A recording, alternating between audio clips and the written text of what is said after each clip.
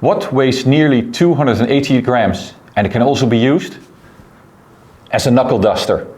It's the Seamaster PloProf 1200 meters in stainless steel.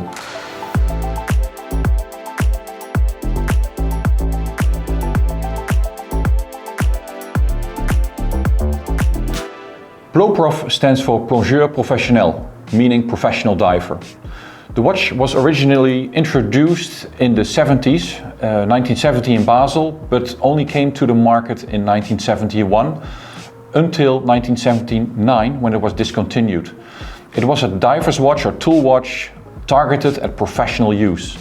So it was used by Comex. You will also see some divers from Jacques Cousteau wearing it in his movies. The original PloProf 600 meters had a monoblock case made of 904L steel, and it had this bezel with a diving lock with the red button. It came on a mesh bracelet or on this rubber strap. In 2009, Omega re-released the PloProf in stainless steel with the shark bracelet, also available with the rubber strap, and it had some different specifications.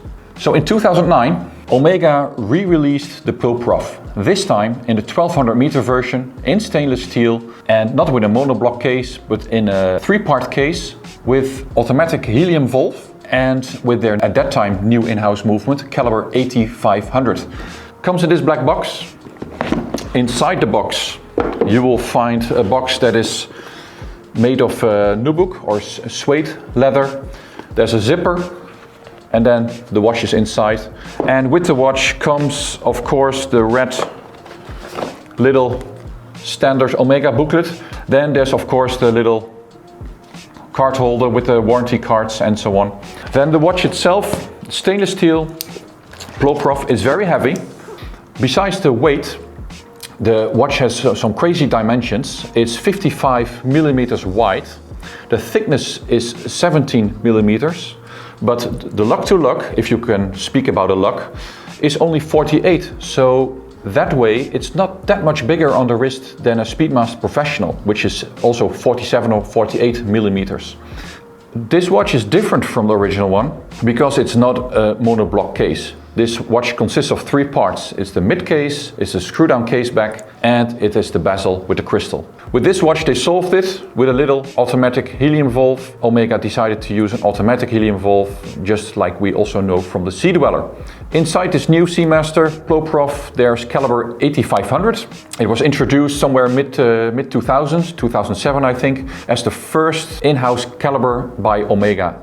This watch was in production for 10 years, from 2009 to 2019. In 2017 already, Omega introduced PloProf in titanium, and that is the version that is still in production and still available by Omega. You will still see this PloProf in steel on the official Omega website, but that doesn't mean it's in production anymore. But you might be lucky that some of the official boutiques or retailers have one in stock. So some interesting features about this watch are the screw down crown. In the past you would unscrew the little protector here, and now you screw the crown and then you can set the date and the time. You can do the increases by the hour hand, so you can have this bit of this GMT function. There's a date at 4:30. It's bidirectional, because that's fine enough if you have a locking system. Normally you want to have a unidirectional bezel, only going one way, but in this case you can go both ways to make a little shortcut if necessary. And the buckle has this easy extension system for the clasp. So there's a button inside that you can push, and then you hear the ratcheting, you can set the bracelet. If you put it on a rubber strap, you use the same buckle. That meaning the original rubber strap, it needs to be cut for your wrist size, so you can only do that once unless you get smaller and smaller, but normally you don't. You use the same clasp basically, so you just buy the rubber strap. You can order perhaps an extra clasp, but it is meant to use the original clasp from the stainless steel. Interesting to know is that there was also a white dial and white bezel version of this watch. It was in production nearly the same time as this black dial version. The funny thing is that the white dial version is also available on the pre-owned market. Prices are a bit lower than this black dial version. Another interesting and funny fact is that Omega made one of these watches in gold. It was meant for the only watch auction in Monaco in 2009, and it sold for 50,000 euros for a good cause. I purchased this watch because I thought I would love it, and I made a little mistake because I should have bought it earlier on.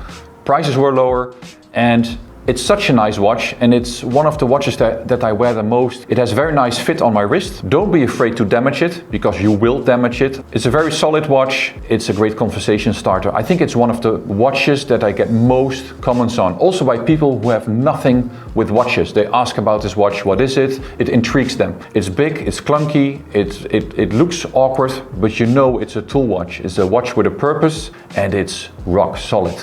And remember, if you get into a disagreement, it's your knuckle duster.